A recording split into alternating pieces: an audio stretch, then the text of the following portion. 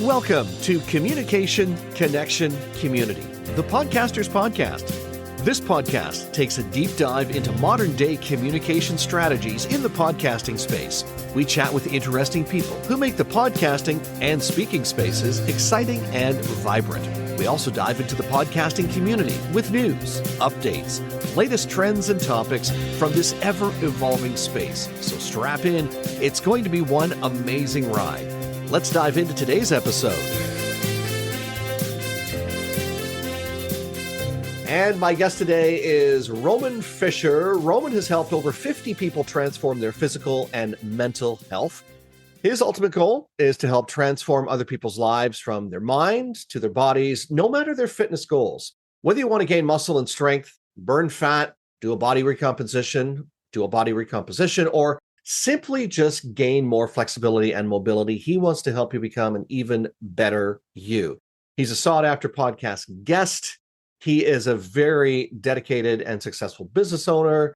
He is, I'll say, the king of motivation, but I don't know if we can give him that crown yet, but he certainly has a lot of information when it comes to motivation, how to deal with anxiety, how to deal with setbacks. And, you know, in the podcasting space, it's really important to have that conversation. So let's welcome Roman Fischer. Roman, welcome to the podcast.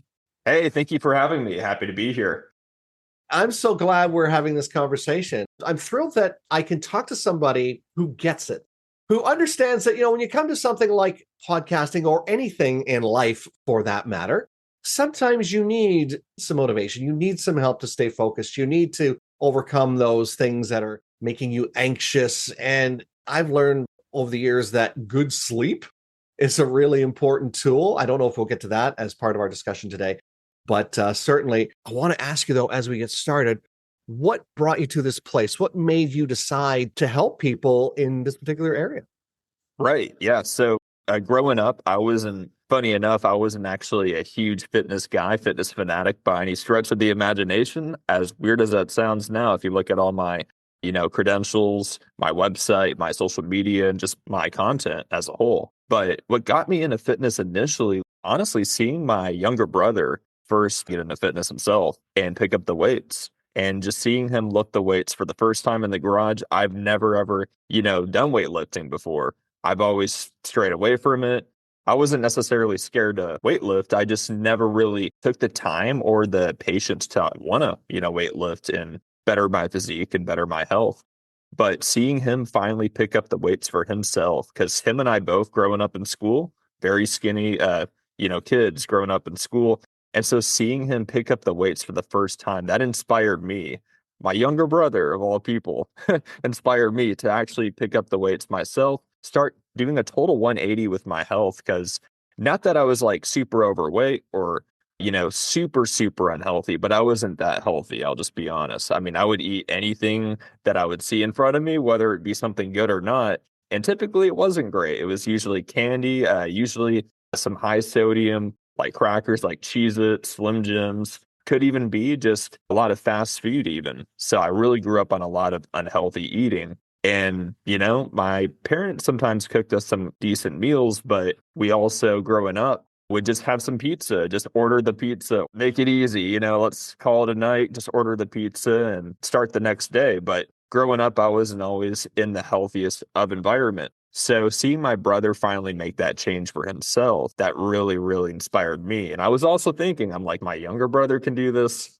I can't let him outdo me here. I got to pick up the weights for myself. I got to, take care of my body, take care of my health as a whole. And ever since, honestly, I've never looked back. I may have only in that whole time, because that rewind, I'm 26 now, rewind literally 11 years back. That's when I first got into fitness. And ever since, I maybe only missed a week of working out. And the whole time of those 11 years, not even joking, not even exaggerating on that. That's just how much I fell in love with the whole realm of fitness and the whole idea of working out. The endorphins I got and the energy shift I found. And then just my confidence boost and increase from not just the endorphins, but also seeing those gradual yet really profound transformations in the mirror in front. I was like, man, this is amazing. And when you can finally see the fruits of your hard work, it definitely really motivates you. And it's a good narcotic, I guess, if I can frame it that way, unlike some of the other narcotics that are on the market. It's one that, it's like you say, it's gets the endorphins flowing. It's not to mention the fact you did say that, in competition with your brother. So you didn't want to be outdone by the younger bro. You wanted to make sure that if he can do it, I can do it too.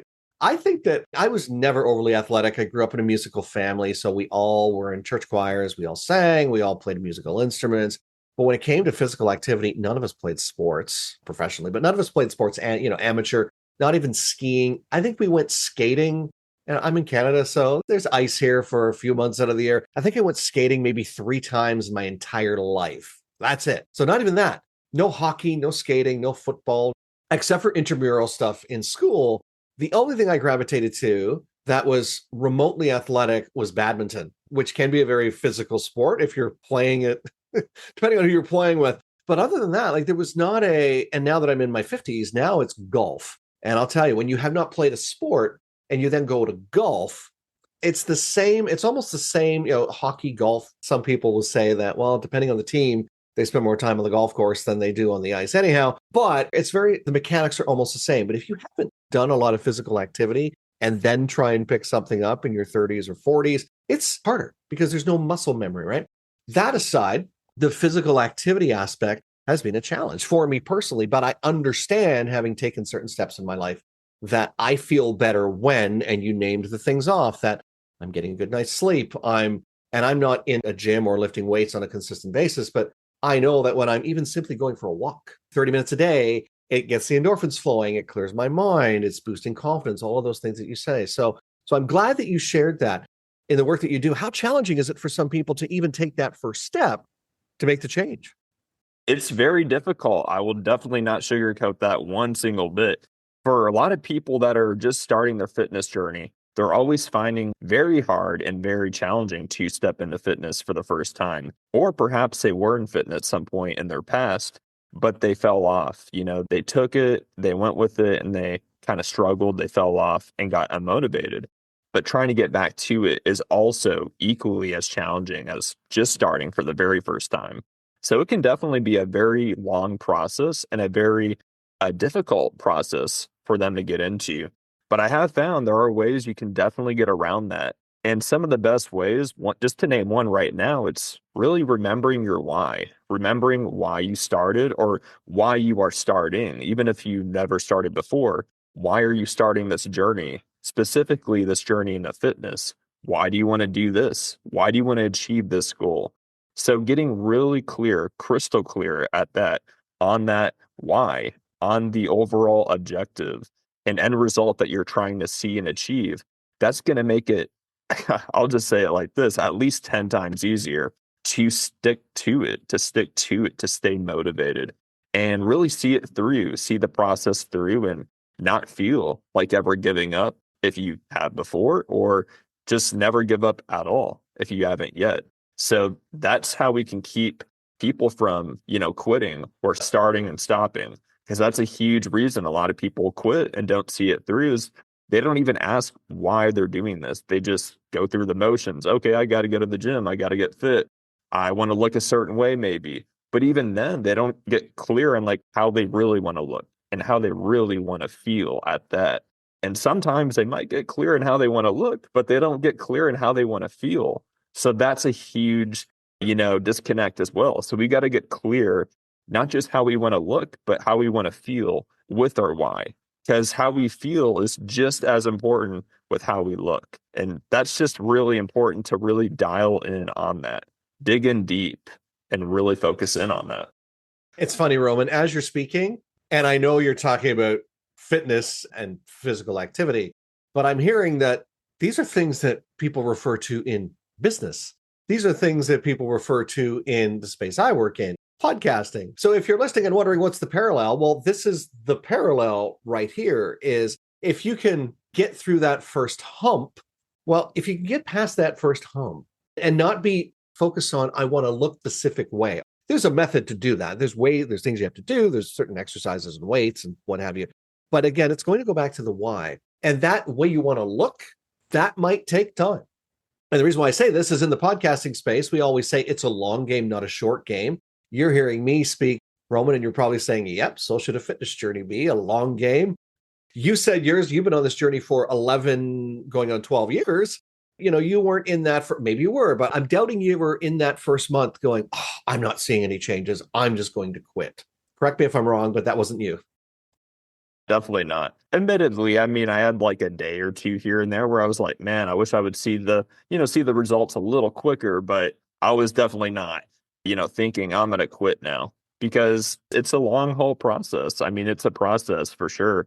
And yes, instant results would be great for anything in life. It's not realistic. So we got to understand that these things take time and nothing worth it ever comes easy for sure. I love it. I don't know who said that first, but you just said it. So we'll go with that. So you can't just eat 4 salads and walk around the block twice and think that's all you need to do to achieve fitness goals is what you're saying. Exactly. Or I might be saying that. No. Definitely not something you should count on, though. Yeah, you're 100% right. And again, I'll parallel it and say, because the reason why we're talking about this is it's very easy when you get into the podcasting space to be discouraged. I know you're spending a lot of time getting on podcasts now. We've talked about off mic, maybe at some point doing your own. I'm not going to hold your feet to the fire on that on the show, but certainly, and again, it's a long game, not a short game. And if you go in with the attitude of, I'm going to do a couple of episodes and I'm going to be an overnight success, there's a slight possibility of that, ever so slight, extremely slight. There's a better chance of you being hit by lightning 10 times and winning the lottery 4 times before becoming an overnight podcasting success. Having said that, there is that consistency. There's that sticking with it. There's that, and I'm not suggesting it'll take you 11 years, but it'll take some time before you see the traction. As Roman said, nothing good or nothing worthwhile in life ever comes easy. So, but you need to consistently do it.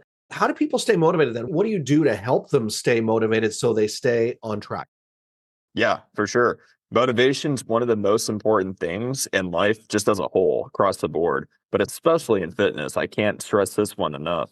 So, really, like I mentioned before, not just pinpointing and analyzing and getting clear on your why you want to do this, why you want to achieve this goal, maybe lose 20 pounds, maybe gain 10 pounds of muscle. Why do you want to stick with it? Why do you want to see this through for yourself, for your body, for your health? And with how you feel again. Because with how you feel, it's just as important. Sometimes it's more important than how you look. Actually, I would say it is. Because if you don't feel great, but you look decently well, you're not going to stick with it either. Even if you like how you look, if you don't really feel that great or 100% like you want. So really getting clear on that. Beyond your why, I also love to say this. Remember and even write down. I love my clients to even write these things down, to write down all the obstacles that they were facing, that they dealt with, and that they were struggling with. Even I really challenge them to write down the biggest of obstacles to write down, and then all the ones from those that they overcame and how they overcame it, and getting clear on that process. And it may not be a fitness related obstacle, but whatever that obstacle is, they can use that as inspiration for even the biggest of obstacles, maybe even the smaller ones that they faced, they dealt with, they struggled with, but then they overcame ultimately. And I love them to write those things down. So that way it really helps embed it into their subconscious mind as well. And then that way they can also see it through and picture it in their head a lot more. And when they say it out loud, even if they have to, and really just rehearse it, not to sound crazy or anything, but having them rehearse some of their obstacles that they were dealing with and struggling with, and they ultimately overcame. It's honestly, it's a powerful thing. It's a very powerful, almost meditate on your life as a whole, just to really meditate on your past challenges and all the things that you got through and all the things that you broke through, and then the success that you got from that. And I'm a firm believer too in helping these people understand that for every bad thing, it sounds kind of cliche, but for every bad thing, there does in fact come a good thing. There does come a good thing out of that. So having them really understand that as well, and it puts them in a more positive, space, a more positive mindset, and it sets their mind right. It sets their mindset right. And that also, just positivity in general across the board, keeps them more consistent as a whole. But really pinpointing that why and really analyzing and rehearsing even all those challenges that they faced and broke through. That is very powerful as well. Yeah, very powerful. It sounds like alluded to the fact it was almost like meditation, but it sounds like journaling taking to a different level. I'm hearing it. That's almost like I know the consistency of journaling, and I've fallen off the horse, gotten back on, fallen off the horse when it comes to journaling. And same as reading. All of these things, in business, successful people in business, they'll say they read this many books, they journal, they meditate, they do yoga, they do, or whatever it is that they do. They have a physical activity regimen that they stick to, proper diet, all of those things. But it's the consistency. So this piece about writing stuff down, and then, as you said, looking back at it and going, gosh, what was I worried about? Right. That was holding me back. Really? How important is it? Speaking of exercise in general, because we all live busy lives. It's very easy to say, oh, I'd love to do this, Roman, but I put in 10 hours, 12 hours a day with my business or my job. How important is it to even take those little moments in the day, those 10 minutes, 15 minutes, and just decompress, clear your head, go for a walk, whatever? How important is it to do that? I think it's exponentially important. If you don't do that, you don't take the time, it's not the end of the world per se, but it's going to be a lot harder to stay motivated, stay consistent, and honestly just stay on track and stay the course for whatever goal you have in life, fitness or not fitness related. But especially when we're talking fitness and health, it's really just good for your mental health as a beginning. If you don't reset your mind, as I like to call it, I love to call it that. If you don't reset your mind, just take the even 15 minutes to do that, let alone, I mean, if you take 30 minutes, you're really doing well. If you can take 15 at least, but 30 minutes a day to reset your mind, go for a walk, read a book even that you might enjoy. Doesn't have to be a self-help book. It could be. I would recommend it would be. But even if it's not, totally fine. You could take maybe a fantasy book, something to, clear your mind and let you escape a little bit, if you will. So if that's what it takes, totally fine. Whatever book does that for you, though, by the end of the day, you got to find what works for you. And then go for a walk, go out into nature, literally go out into nature. It could be just a block around your house. It could be maybe a forest nearby, maybe an ocean nearby if you have one, or a lake, a mountain, something that just allows you to fully reset.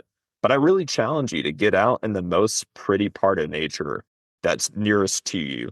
That way you're not driving too far, but you're still getting out and letting just all your emotions, any pain, hurt, turmoil, agony, all that stuff out the window. All that stuff is let out to nature right outside of you. And that way you can also soak in the sunlight, that vitamin D. And really, there are a lot of benefits to sunlight just in general, to sleep better, to feel better, be more positive. So letting all that in, hearing the birds chirp, hopefully it's summertime where you're at, but still just get it. Even in the winter, you can still get out into nature. Of course, the sun's not as direct, but you can still experience the beauty of nature. Perhaps there's snow, just really reset your mind though, in general, is what I'm trying to get at. And honestly, you can take some kind of coffee, some kind of tea, if it's in the winter time, because I know we're nearing winter now. So take some coffee, take some warm tea, you can cheat a little bit, have a warm cup of cocoa if it makes you feel good for this moment, and just get out, reset outside, especially if it's colder. Just drink that warm coffee while you reset. And honestly, you could bring a book with you while you do this. And so that also will help you reset more. So there's a lot of ways to do this. Practice yoga. You could do a lot of different things, but essentially take at least 30 minutes. I like how you indicated getting into nature and taking the time to breathe in the air and going for a walk in a place that's definitely nature, not downtown Toronto or New York City where there's trees. Well, yeah, but they're few and far between. But a place where there's real clear nature, streams, brooks, mountains, rivers, trees. Nature's nurture, right? At the end of the day, nature is nurture. Even I have a colleague who said, going out, not just being in nature, but touching nature, touching the trees, touching the snow, putting your hands in the grass, obviously not if there's snakes or something, but you know what I mean? Doing the things that allow you to not just be in nature, but touch nature, because I think that is an even bigger reset than just being in it, is being, touching it. And it's almost like, what do you call it? Like a reset, because we come from nature, right? We come from it. So a matter of touching it and feeling it. And you don't have to do this, as Roman said, don't have to do this for 3 hours a day. 15, 20 minutes, half an hour, I guess, is an ideal time frame. And I like how you said that people can bring their coffee and their tea or their cocoa. Oh yeah. So desire, especially if it's you cold. Want a little, just a little treat once in a while, you can bring that cocoa. I will put on an audiobook rather than bringing a physical book. I'll bring on an audiobook and I'll listen to it, or I'll put on a podcast. So people say that I'd love to listen to podcasts. I don't have time. Well, you know what? 20 to 30 minutes in your day, getting out into nature, putting on something that you enjoy listening to. And just, again, it's not about forcing you to do it. It's about the benefits, the health benefits, the clearing the anxiety, reframing your day or clearing your head, but then also allowing yourself to, one of the things I notice is when I am in a regimented routine of going out for walks on a regular basis, I sleep better. I sleep better at night. It's really profound what happens. And I'm glad you also touched on and mentioned about not just being and getting out into nature, but feeling nature. And there has been some studies that have shown that people that walk on just grass, they have their bare feet in the grass, and they just do that. They walk on the grass for even just a minute, like their stress levels, their anxiety goes down dramatically. So it's amazing what happens. There is a huge, huge connection to that for sure. Wow. So many benefits to being in nature, to doing all the things that Roman said. And again, this is a long game, not a short game, just like podcasting. It's taking the first step. It's understanding your why and focusing on it. And Roman's here to help you do that. So if you have any questions, Roman, how can people get a hold of you if they need help or if they just want to figure out what the next step is for them? How can they get a hold of you? For sure. Yeah. If you want to find out more about me, the clients I've helped, and if you have any fitness goals that you're struggling with and you need help with, you can go to my website at romanfisherofficial.com. You can also find me at social media at Roman Fisher Official, Facebook, Instagram, TikTok, YouTube, and LinkedIn, all across the board. We'll make sure all of those links are, of course, in the show notes, the website, and definitely follow. I'm not following Roman yet. I will be, so we can promote and share and like this episode when it is live. Roman Fischer, it's been an amazing conversation today. But before I turn you loose to help somebody on their fitness journey and their wellness journey in general, I'll give you the final thought. Definitely. So for everyone watching and listening, the final thought for the day: motivation gets you going, but consistency keeps you growing. I had to throw that in there. I love it. Roman Fischer, thank you so much for being my guest today. No doubt. Thank you. And hey, thank you for being a part of the show today. So glad you could join us. Believe it or not, I can't work this magic by myself. So thanks to my amazing team, our audio engineer, Dom Carillio, our sonic branding genius, Kenton Dilborowski, and the person who works the arms, all of our arms actually, our project manager and my trusty assistant, Jillavel Tiongo, known to us here simply as July. If you like what you heard today, let us know. You can leave us a comment or review or even send us a voice note. And if you really liked it, we hope you'll share it with your friends and your colleagues. If you don't like what you heard today, well, please feel free to share it with your enemies. And if you know of someone who would make a great guest on the show, let us know about it. You can get in touch with us by going to our show notes where all of our connection points are there, including the links to our website, LinkedIn, and Facebook as well. And if you're ready to be a guest on podcasts or even start your own show, let's have a conversation. We'll show you the simplest way to get into the podcasting space and rock it. Because, after all, we're Podcast Solutions Made Simple. Catch you again next time.